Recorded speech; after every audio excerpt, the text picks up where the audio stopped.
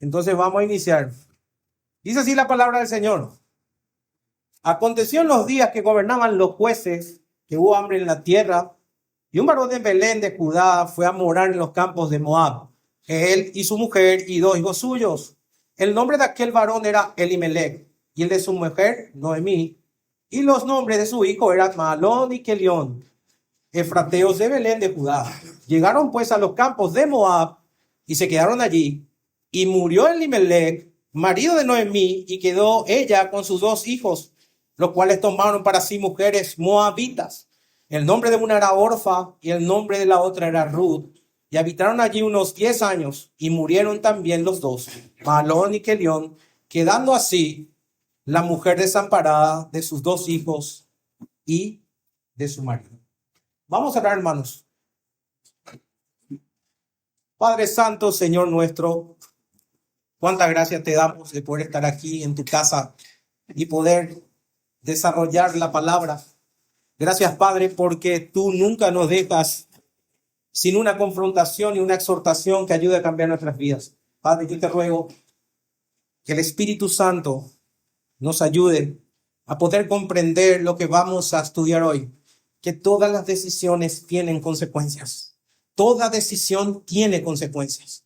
Y Señor, toda decisión que se toma fuera de la obediencia trae consecuencias peores. Te ruego, Señor, que mis hermanos estén atentos a la exhortación de tu palabra y que, Señor, a pesar de mí, tu pueblo pueda ser edificado. En el nombre de Jesús. Amén. Bueno, hermanos,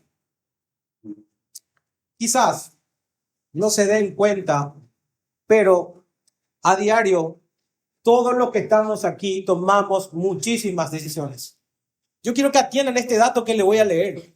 Según un estudio realizado por la Escuela de Negocios de Harvard, que se publicó en el diario La Vanguardia de España, una persona adulta en promedio toma entre 33,000 y 35,000 decisiones diarias. 33,000 y 35,000. Y de esas decisiones podemos decir que algunas fueron conscientes, otras probablemente fueron inconscientes o sin pensarlos, porque la gran mayoría de los que estamos aquí vivimos en piloto automático. Todos vivimos en piloto automático, decidimos cosas en forma automática. Ahora, el punto es que si tomamos miles de decisiones al día, la pregunta es la siguiente. Hermanos, de esas 33,000 o 35,000 decisiones diarias, ¿cuántas de ellas fueron guiadas por el Señor? ¿Cuántas de ellas fueron tomadas en oración? ¿Cuántas fueron a la luz de la palabra?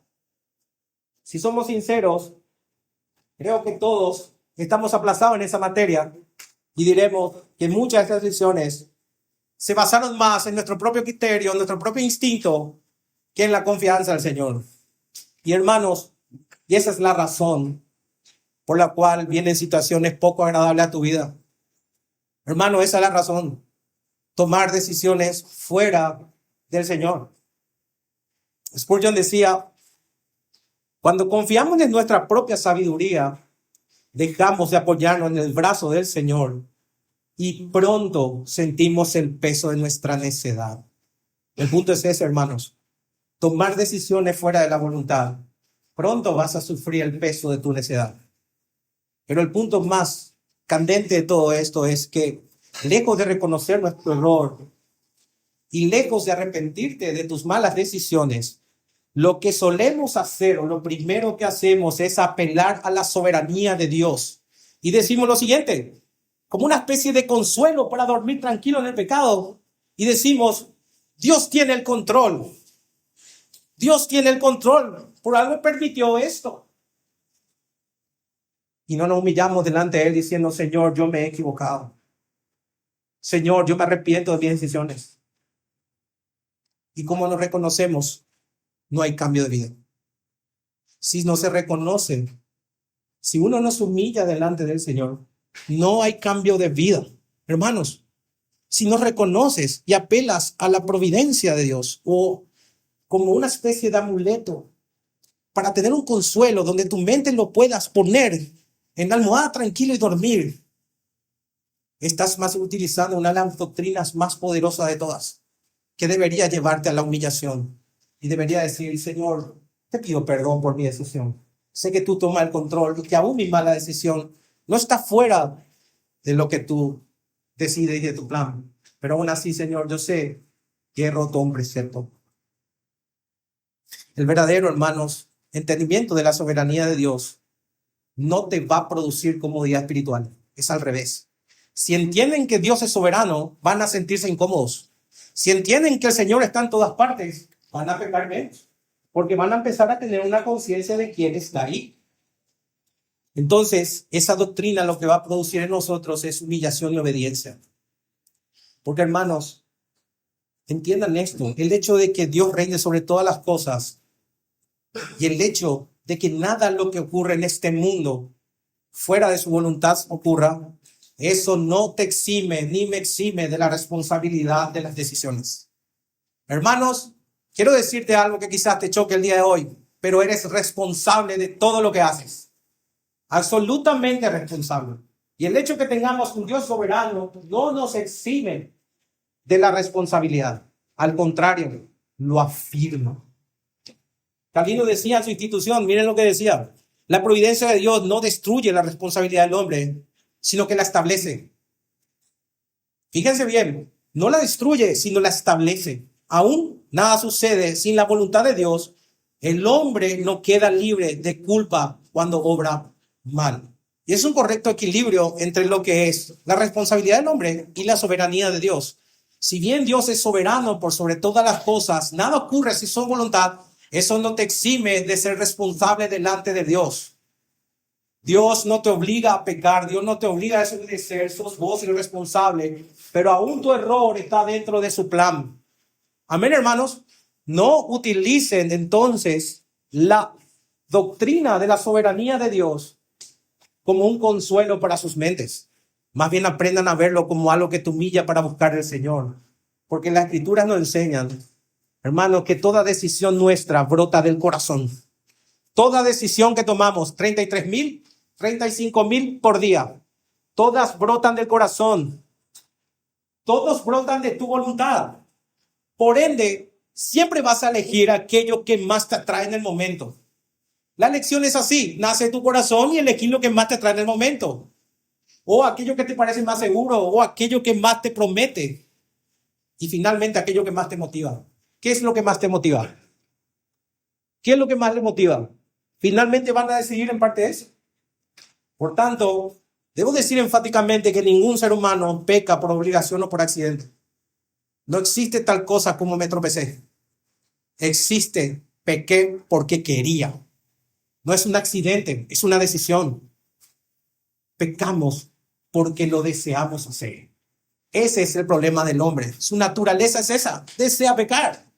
Nadie de los que están aquí, ni yo, desobedecemos porque se nos fuerza. Nadie nos pone una pistola a nosotros para desobedecer. Lo que pasa, hermano, es que en ese momento, ¿qué es lo que pasa? Confiamos más en nuestro propio entendimiento que en la palabra de Dios. Y nadie te forzó a ello. Sos libre y lo hiciste. Y pecaste. Así que, hermanos, quiero decirte de entrada que somos plenamente responsables de nuestras decisiones. Y aquí vamos a enganchar con la historia de Ruth, tal como lo fue Elimelech. Tal como lo fue Elimelech. Él decidió ir a Moab, porque a él le parecía mucho más razonable que esperar en Belén.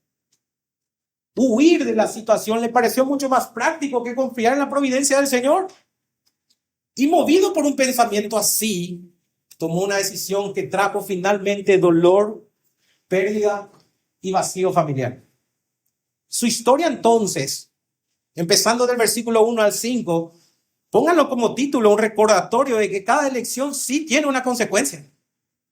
Cada elección que tomes tiene una consecuencia. Y que la falta de fe y dependencia de Dios no te excusa de la responsabilidad. Al contrario, te hace más evidente, hermanos. Eso es lo que pasó aquí. Pero ¿saben qué? Lo bueno es que tenemos un Dios misericordioso. Un Dios que no te deja en esa situación. Y aunque Elimelech haya decidido mal, Dios finalmente utiliza esa mala decisión para obrar sus buenos y sabios propósitos.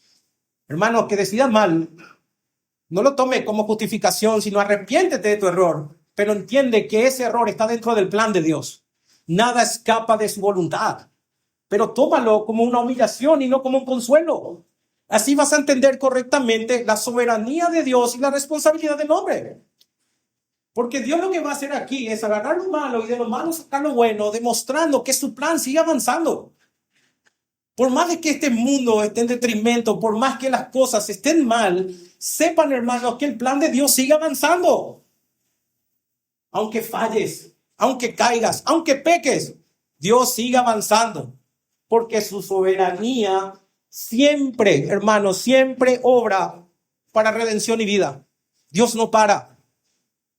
Y ese es el consuelo del creyente. Dios tiene el control aún en nuestras malas decisiones de las cuales debemos arrepentirnos, pero entendemos que rompemos preceptos, pero nunca propósitos.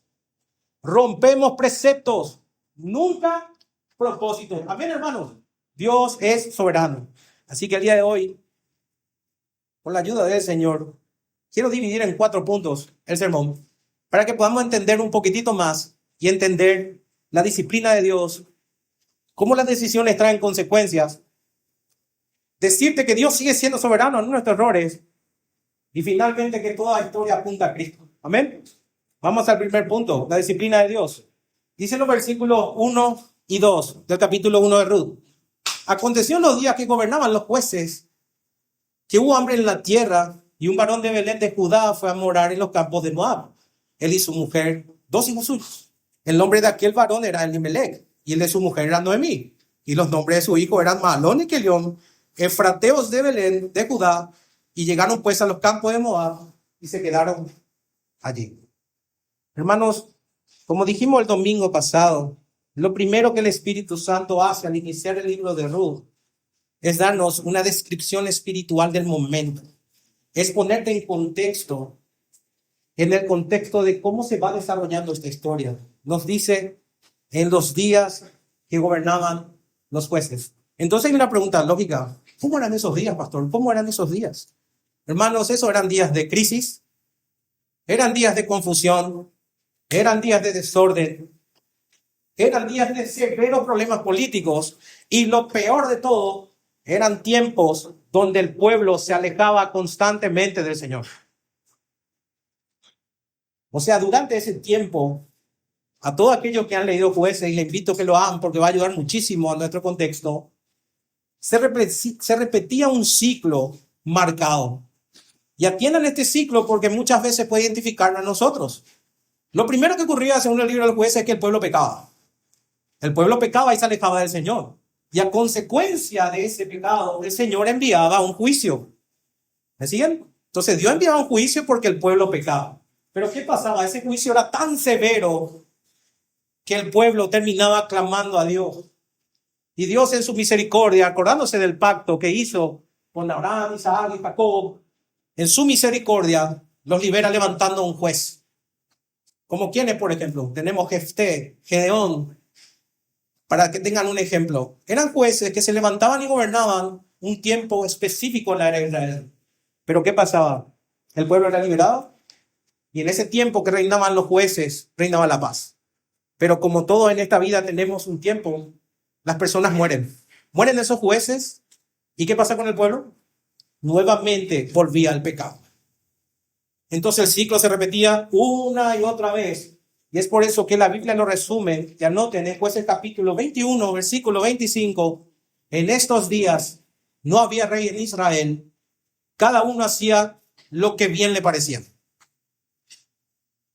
O sea, quiere decir entonces que según Jueces 21-25, ese era un tiempo en que Dios fue desplazado del centro de la iglesia o del centro del pueblo, para que tengan una idea.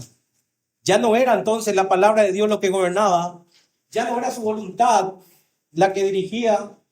Y dice que cada uno vivía según su propio criterio. O sea, vos sabés lo que es vivir según tus deseos, según tus conveniencias. Ya nadie se preguntaba, ¿qué quiere el Señor de nosotros? Más bien se preguntaban, ¿qué me conviene a mí? Por esta razón la Biblia nos dice que hubo un hambre en la tierra, hermanos. Esa es la causa del hambre, la desobediencia.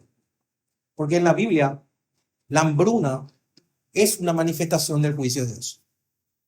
Siglos antes, cuando Israel entró a la tierra de Canaán, Dios le había prometido bendecir al pueblo, supliendo sus necesidades materiales, pero había un condicionante: si obedecían. Miren lo que dice Deuteronomio capítulo 28, versículo 3 al 5, y luego vamos a pasar al 12. Bendito serás tú en la ciudad y bendito tú en el campo. Bendito el fruto de tu vientre, el fruto de tu tierra, el fruto de tus bestias, la cría de tus vacas, los rebaños de tus ovejas. Benditas serán tus canastas y tu arteza de amasar. Te abrirá Jehová su buen tesoro, el cielo, para enviar la lluvia a tu tierra en su tiempo y para bendecir todas las obras de tus manos. Pero había un pero si no obedecen, acontecerá, dice el versículo 15, que si no oyeres la voz de Jehová tu Dios para procurar cumplir todos sus mandamientos y sus estatutos, que yo te intimo hoy, que vendrá sobre ti todas estas maldiciones y te alcanzarán. Y los cielos que están sobre tu cabeza serán de bronce, y la tierra que está debajo de ti de hierro. Dará Jehová por lluvia a tu tierra polvo y ceniza. De los cielos descenderá sobre ti hasta que perezcas. Por ende, hermanos, si había una hambruna, era el juicio de Dios porque el pueblo se alejaba. Ahora, lo interesante del caso es que esa hambruna fue tan severa que nos dice el contexto que afectó la tierra de Belén. Y es interesante que noten esto, que Belén o Betlehem significa casa de pan. O sea, una tierra fértil que producía trigo en muchísima abundancia y de donde se hacía el pan para todos lados, para toda la región. Por lo tanto, si la hambruna llegó a la casa de pan, podemos concluir entonces que la situación era extremadamente crítica. La casa de pan no tenía pan. Por eso dice, y un varón de Belén de Judá fue a morar en los campos de Moab, él y su mujer y 2 hijos suyos. El nombre de aquel varón era Elimelech y el de su mujer Noemí, y los nombres de sus hijos eran Malón y Kelión, efrateos de Belén de Judá. El punto, hermano, es que esta familia, donde la cabeza es Elimelech, desde el comienzo de la narrativa, tuvieron que enfrentar el gran dilema. Todos nosotros vamos a enfrentar este dilema en algún momento. ¿Me quedo en Belén? ¿Confío en Dios a pesar de la hambruna? ¿O me voy a Moab buscando seguridad de un futuro más fácil por mis propios medios? Todos los que estamos aquí vamos a estar en una encrucijada parecida. ¿Me quedo con el Señor y aguanto cualquier situación? ¿O me voy al mundo buscando un mejor porvenir? Fíjense, hermanos, que el nombre Elimelech significa Dios es mi rey o Dios es rey. Lo que puede significar exactamente 2 cosas. Primero, que sus padres eran creyentes, por eso le puse un nombre con profundo significado teológico. Y segundo, que es muy probablemente este hombre sí haya sido instruido en la palabra de Dios. O sea, tenemos a alguien con nombre cristiano y con instrucción cristiana, pero que a pesar de todo eso, sus acciones, y atiendan bien esto, de huir a Belén a Moab durante la hambruna, lo que denota es la falta de fe, porque eligió confiar en su propio juicio más que en la provisión del Señor. Este hombre, hermanos, con el conocimiento que tenía de pequeño, lo primero que debió hacer era consultar a Jehová antes de tomar cualquier tipo de decisión. Cualquier decisión que tomen, hermanos, 35,000 por día. Sin embargo, no lo hizo. No lo hizo. Lo que denota entonces que su decisión no fue guiada por la fe. Hermanos, si tomamos una decisión, porque todos estamos en la encrucijada de la vida de tener que decidir, Puede ser que la gran mayoría de ellas hayan sido decisiones fuera de la voluntad del Señor. ¿Y saben qué? Le está guiando la razón antes que la fe.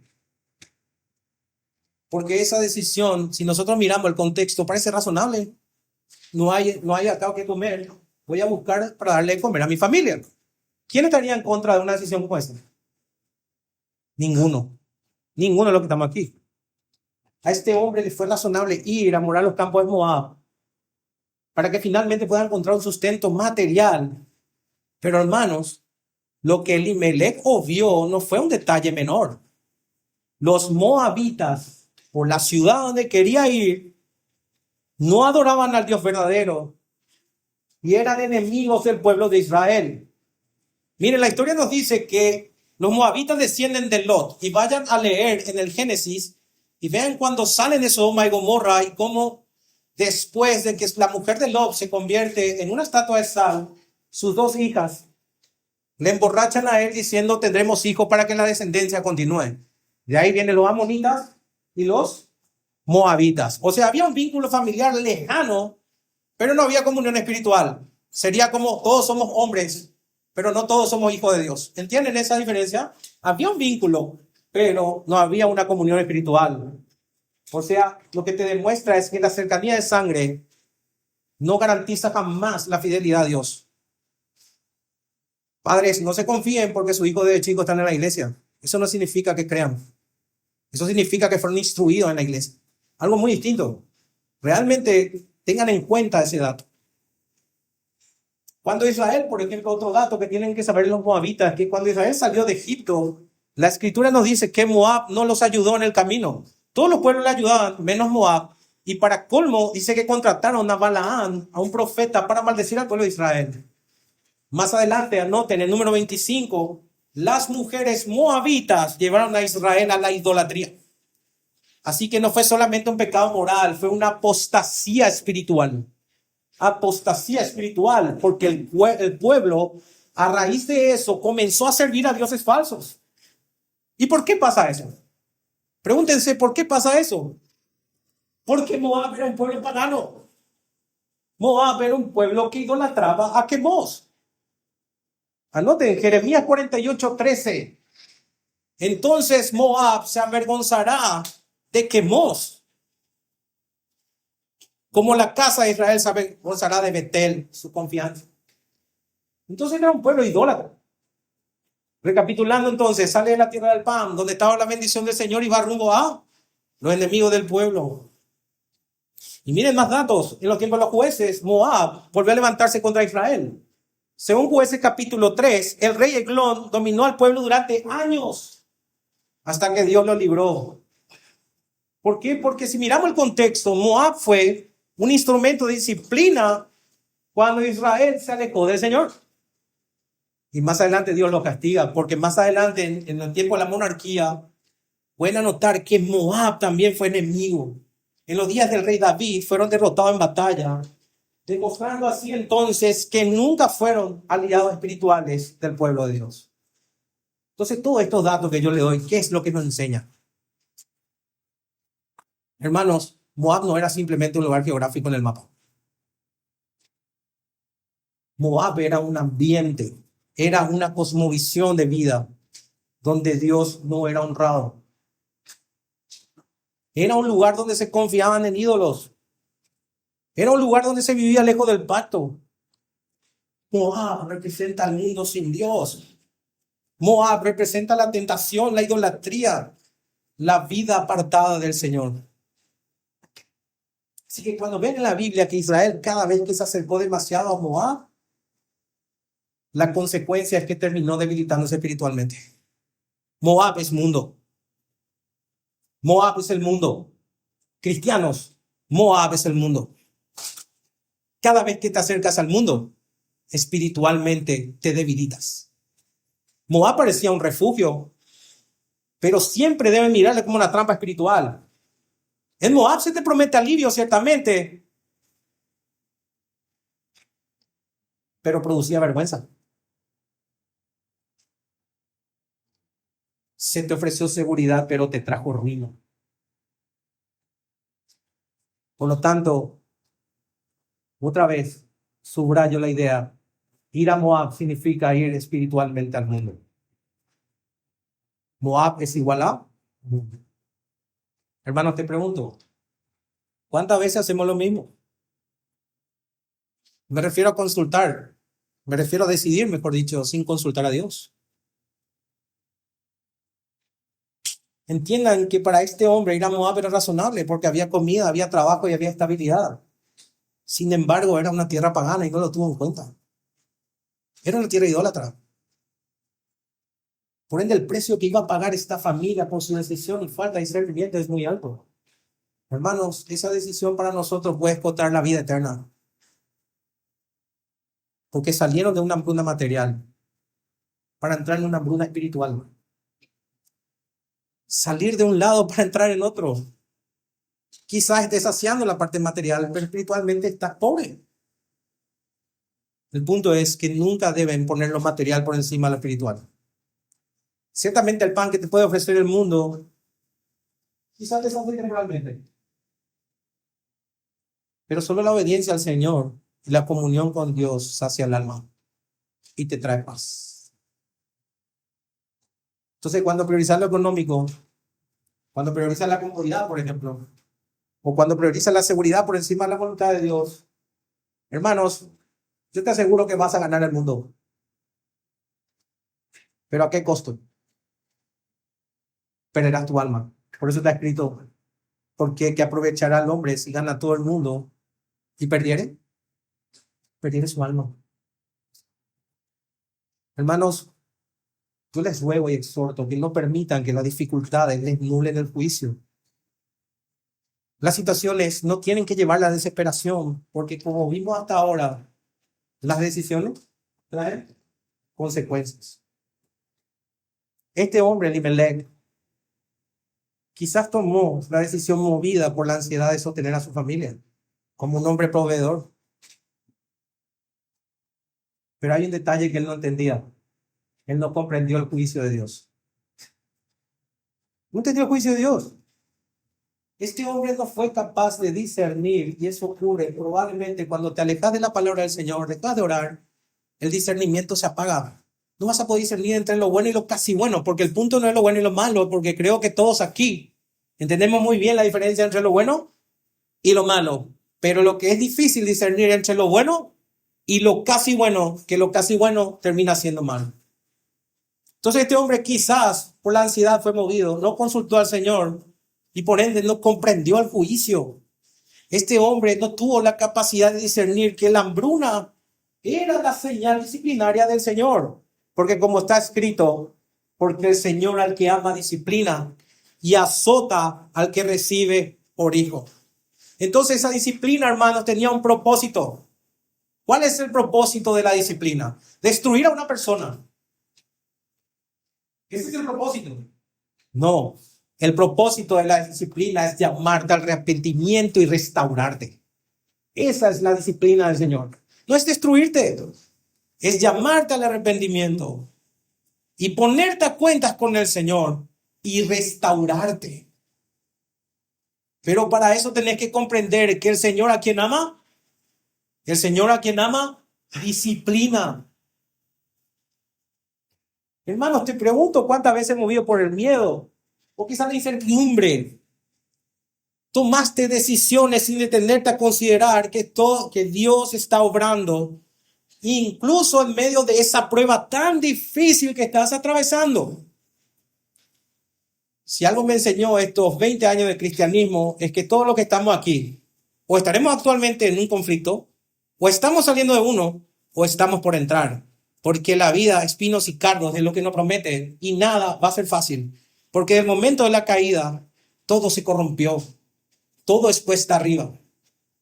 Te pregunto, ¿cuántas decisiones tomaste sin considerar que Dios está obrando en medio de esa prueba? ¿Cuántas veces te dijiste, Dios me ama, por eso me disciplina? ¿Lo dijiste alguna vez? Estoy bajo disciplina porque Dios me ama. Spurgeon decía que cada golpe que recibimos de la mano de Dios está diseñado para moldearnos, para acercarnos a Él de hacernos más como Cristo. No debemos temer la corrección del Señor porque no nos trata como enemigos, sino como hijos que ama y desea perfeccionar. Ese es el punto de la disciplina. El Señor quiere perfeccionarte, pero para hacerlo debe corregirte. Por eso siempre van a escuchar que si Dios te tiene por hijo, te va a corregir. Por ende, si no te corrige, es porque no sos hijo. Pero ese es el lente adecuado para entender. El punto, hermano, volviendo a la historia, es que Elimelech solo vio la dificultad. Él dijo, probablemente debo buscar mi seguridad por mis propios medios. Y no pudo comprender, quizás porque estaba alejado de la palabra o dejó de orar, no pudo comprender que Dios estaba enseñando y corrigiendo y cuidando a su pueblo y que la verdadera seguridad se encuentra en la confianza absoluta en Él. Nuevamente te digo, hermano, su historia es una advertencia. Tomar decisiones apresuradas en base al enojo, en base a la presión, en base a lo que sea, sin consultar al Señor y ponerlo frente a sus pies, traen consecuencias dolorosas. Lo que nos lleva a nuestro segundo punto, después de haber entendido el juicio de Dios. Ahora vamos a ver las decisiones. ¿Qué consecuencias traen? Versículo 3 al 5. Y murió Elimelech. Así ya empieza. Y murió Elimelech, marido de Noemí, y quedó ella con sus 2 hijos, los cuales tomaron para sí mujeres moabitas. El nombre de una era Orfa y el nombre de la otra era Ruth. Y habitaron allí unos 10 años.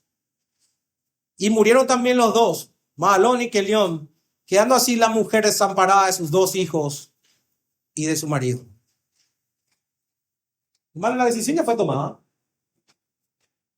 No se le consultó al Señor. Y salieron de Belén rumbo a Moab. El punto es que ellos confiaban en llegar a Moab. Y confiaban en encontrar un futuro mejor. Algo más seguro, algo más cómodo. Pero, como siempre sucede, hermanos, cuando actuamos guiados por nuestro juicio y no por la voluntad de Dios, las decisiones traen múltiples consecuencias. Quiero que entiendan bien esto, porque cabezas de familia tienen que entender que las decisiones que toman van a traer consecuencias no solo para ustedes, sino para sus familias.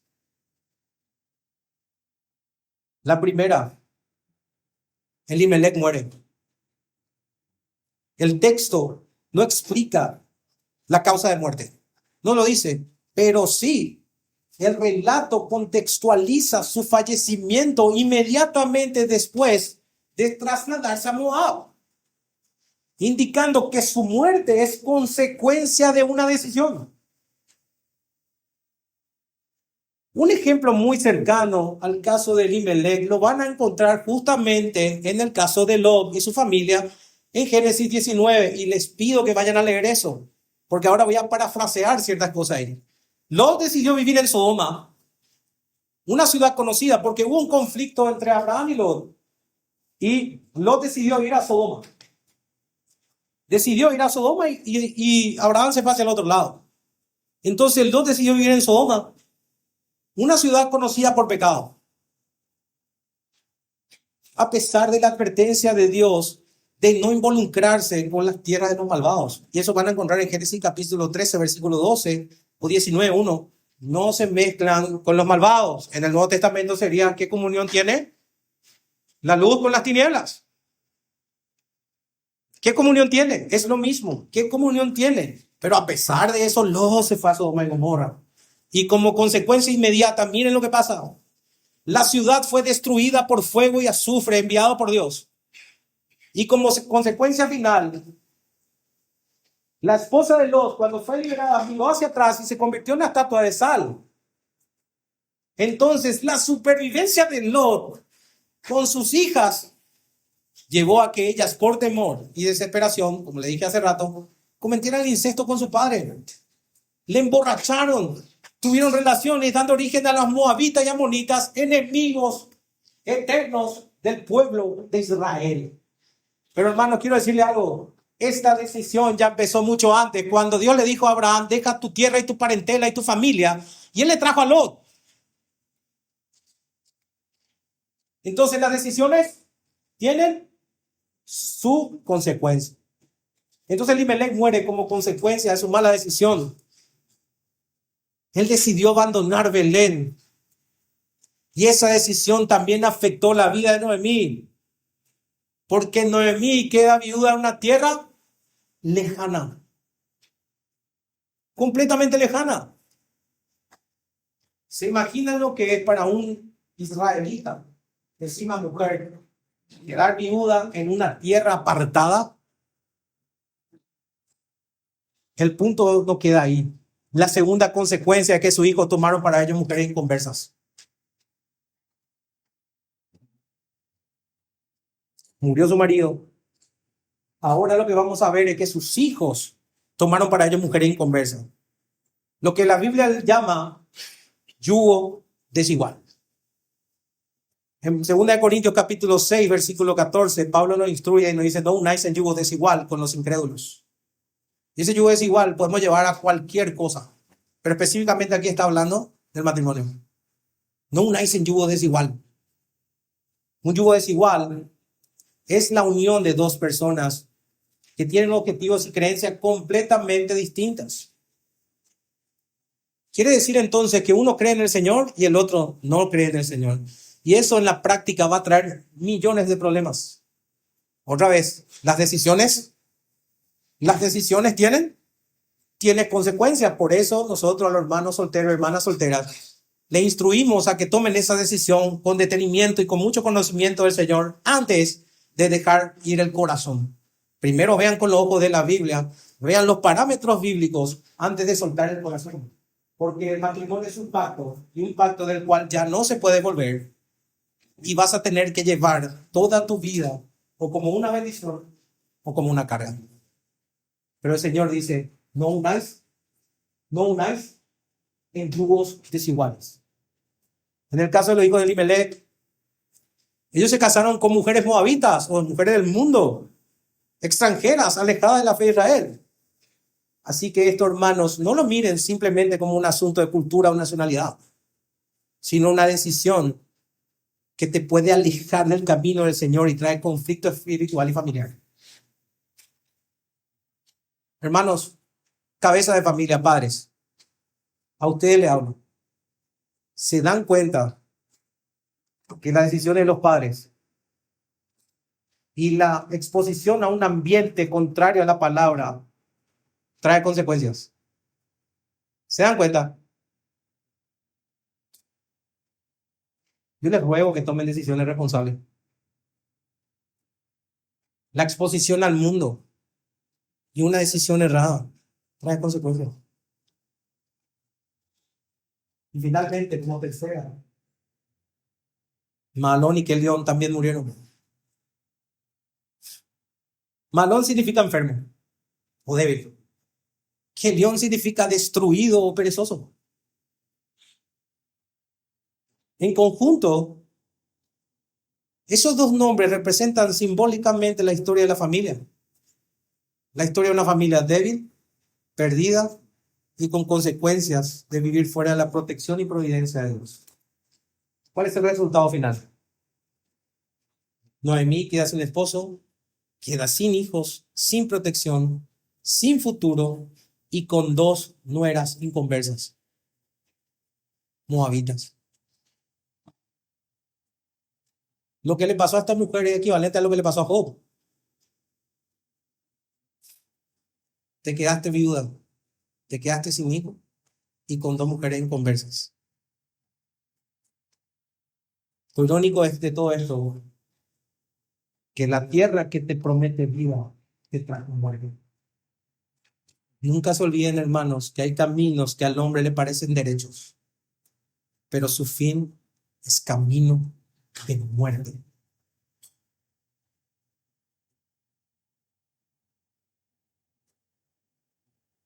Moab parece un buen camino. Bueno, parecía lógico. Es más, si teníamos una charla con este hombre, hasta nos parecería prudente. Estoy seguro. Parecía algo necesario, pero carecía del discernimiento de Dios. Por eso no era el camino de Dios. Ese camino es el camino del razonamiento humano. Es un camino de miedo, un camino sin oración, un camino sin lectura de la palabra.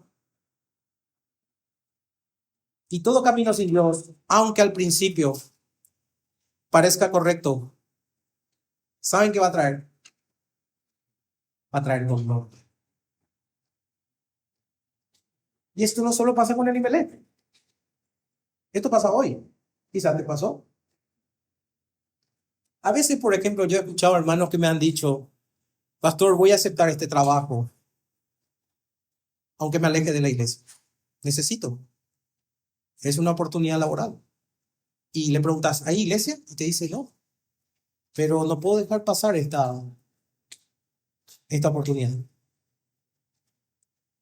Otros sí que voy a mudarme. Y le preguntas, ¿ya viste una iglesia? ¿Dónde te vas a mudar? No, no hay iglesia. Entonces voy a mudarme aunque me enfríe espiritualmente. Hay otras personas que se relacionan con personas que no aman a Dios y se relacionan tanto, digamos, como amistades o como sentimentalmente. Y dicen, después me voy a firmar. Después voy a volver. El famoso no encuentro pareja en la iglesia, entonces me voy a parar al mundo, voy a traerla acá, voy a hacer escuchar el evangelio y se va a convertir. Y al principio todo parece bien. Hermanos, esto es algo que hace 20 años veo repitiéndose una y otra vez. Al principio siempre todo parece bien. Hay dinero, hay emociones, hay comodidad, hay tranquilidad, pero con el tiempo tu fe se debilita. ¿Saben qué va a pasar con la oración? Ya no vas a orar, se va a apagar. De leer ni hablemos. Y básicamente la comunión se va a enfriar. ¿Y saben qué pasa? La familia se afecta. Hasta que un día despiertas de ese trance y con mucho dolor decís, ¿en qué momento llegué hasta aquí? ¿Cuándo me alejé tanto? ¿Cómo es que perdí mi comunión con Dios? Y comienza el doloroso camino de retorno. Porque volver es difícil. No es fácil. Hay vergüenza, hay desánimo, hay desaire, de todo hay. Y el camino de vuelta es difícil. Pero entiendan, hermanos, por favor, les exhorto, les ruego, nadie pierde su vida espiritual de golpe. No ocurre tal cosa. Lo van perdiendo paso a paso. Decisión tras decisión. Negociando. Negocio tras negocio. Este domingo no me voy a ir, el próximo. Y después una, otra y otra y otra. Y cada vez más difícil de congregarte. Por eso el Señor te llama a examinarte. ¿Estás tomando las decisiones con Dios o sin Dios? 35,000 por día, hermanos. Hermanos, cuando decides las cosas, ¿estás buscando la voluntad de Dios o tu comodidad? Camina por fe o por miedo. Porque la decisión de hoy va a ser una realidad mañana. Sepan eso. Lo que decías no va a ser una realidad. Y lo que te parece bueno hoy, mañana puede ser malísimo. Lo que nos lleva al tercer punto. Dios sigue siendo soberano aún en nuestros errores. El punto es que aunque Elimelech falló y aunque Noemí sufrió por sus decisiones equivocadas, aunque la familia haya caminado por sendas torcidas, debo ser enfático de decir que Dios nunca perdió el control. Y eso ocurre con tu vida también. Porque miren lo que hace el Señor. De Moab, del mundo, de la tierra del error, Dios trae a Ruth. De una familia pagana, Dios levanta a una mujer piadosa. De una historia marcada por dolor, Dios hace brotar esperanza. Porque como leímos el domingo pasado, Ruth dejó sus dioses, Ruth deja su tierra, Ruth deja su pasado y por la gracia de Dios llega a Belén. Y en Belén, ¿qué sucede? Voy a adelantarme la historia. Conoce a vos. Y Dios los une. Y de esa unión, ¿quién nace? Nace Obed. Y de Obed, ¿quién nace? Nace Isaí. Y de Isaí, ¿quién nace? El rey David. Y de David, según la carne, viene el Cristo. Hermanos, que el Señor haga eso no le exime de la responsabilidad de Elimelech. Pero el Señor tiene el control, que aún lo malo que sucede en el mundo, Él lo utiliza para sus planes.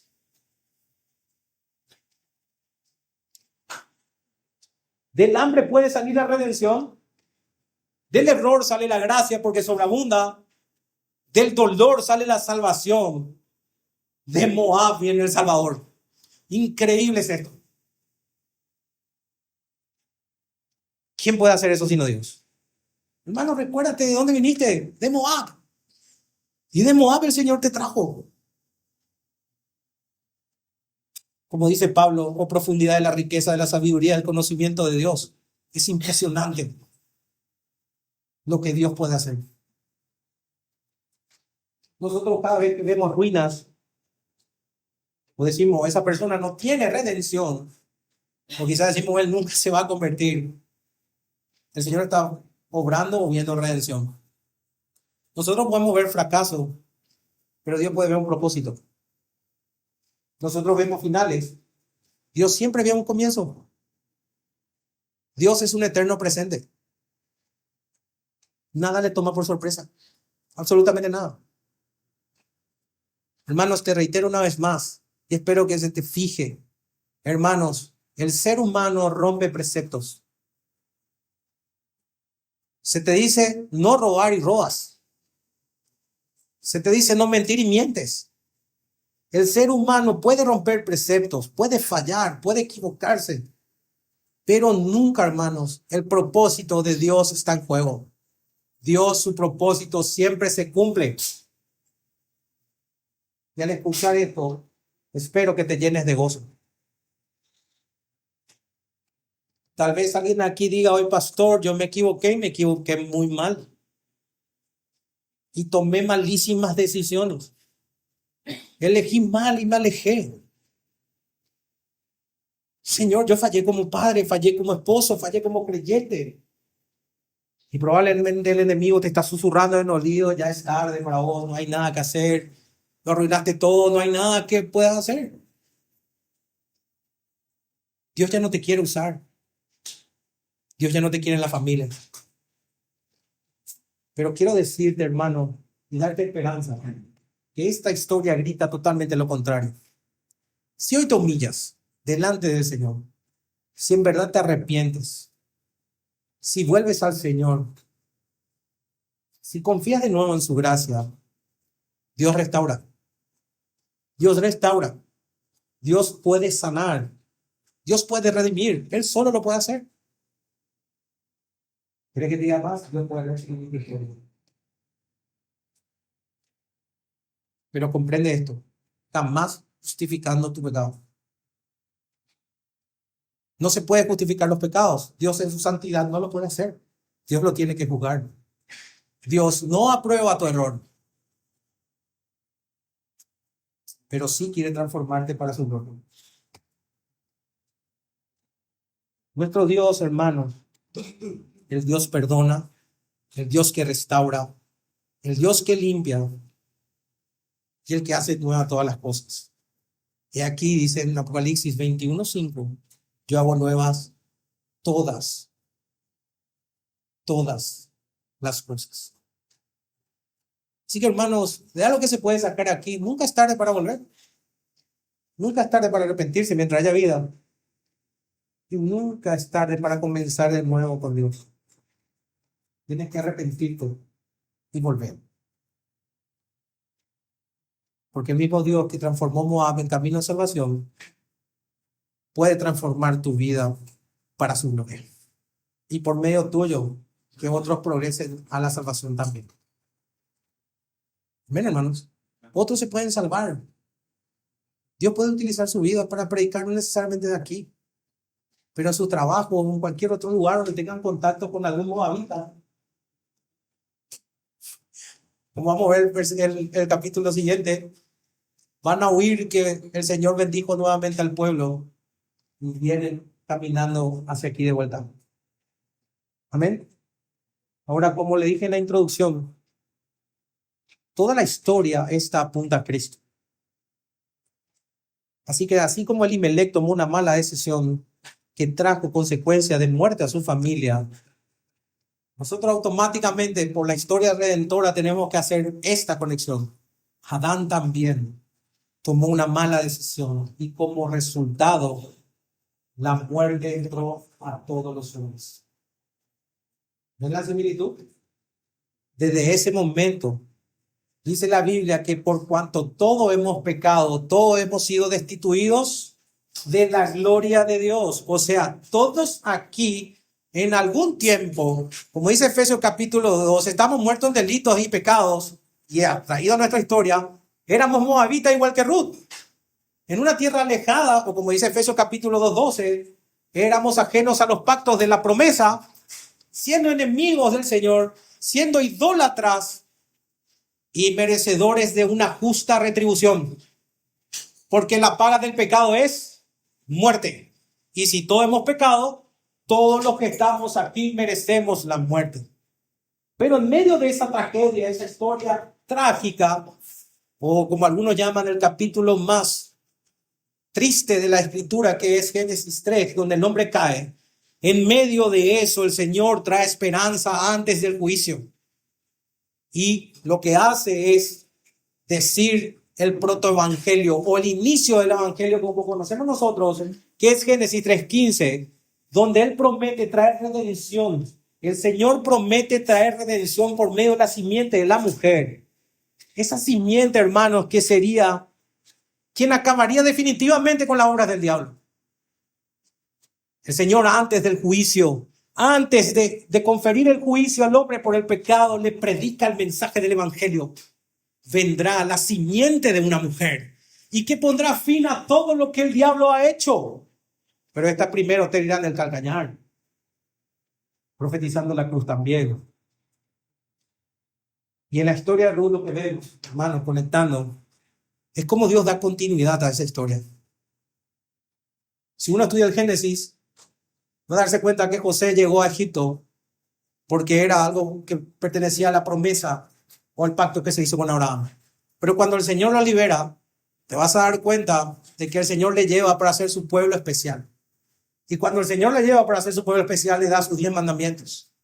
Y cuando le da esos 10 mandamientos, demuestra que no todo aquel que era israelita era realmente un creyente, porque no era una cuestión de practicar cosas, sino de confiar en lo que estaba detrás de esa práctica.